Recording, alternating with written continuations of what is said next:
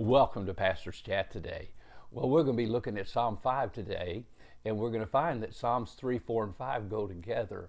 Now, what has helped to me over the years is I've been reading through the Psalms on a daily basis, is taking the time to find out who wrote the Psalm, what was the circumstances behind the Psalm, and what passage, possibly, if we can relate to it, we can find in the Old Testament that gives us the story behind that Psalm being written.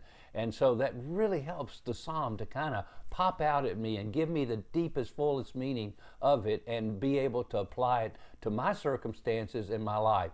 And I hope as we go through these Psalms, and I'm not sure we're going to go through all 150 of them, I hope this will help you too. Now, when you look at Psalms 3, 4, and 5, they stand together in the Hebrew hymn book, and they are also very much, we believe, written by David, and in his life, he experienced these things. As we said earlier, Psalm 3 was a morning psalm. Psalm 4 was an evening psalm.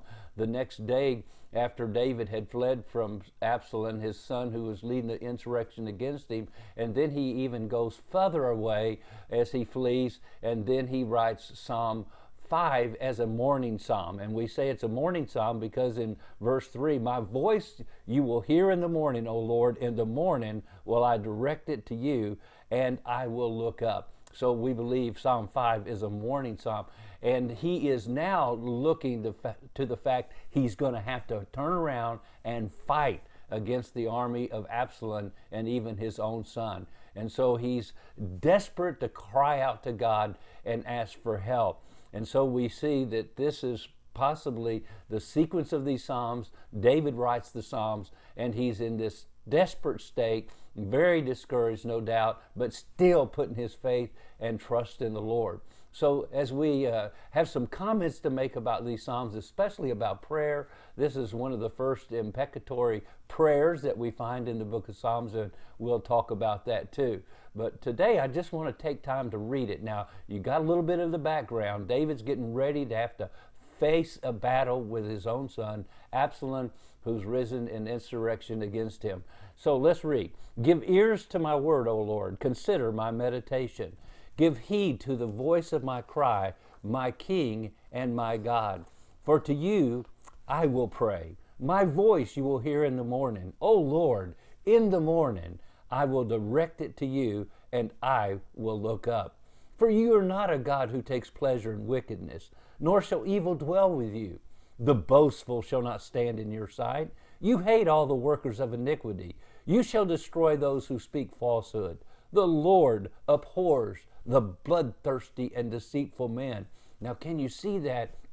He's thinking about these men that are coming after him. They're bloodthirsty for his life to take over the kingdom. Verse 7, but as for me, I will come into your house in the multitude of your mercy. In fear of you, I will worship toward your holy temple. Lead me, O Lord, in your righteousness because of my enemies. Make your way straight before my face. For there is no faithfulness in their mouth. Their inward part is destruction. Their throat is an open tomb. They flatter with their tongue. Pronounce them guilty, O God. Let them fall by their own counsels.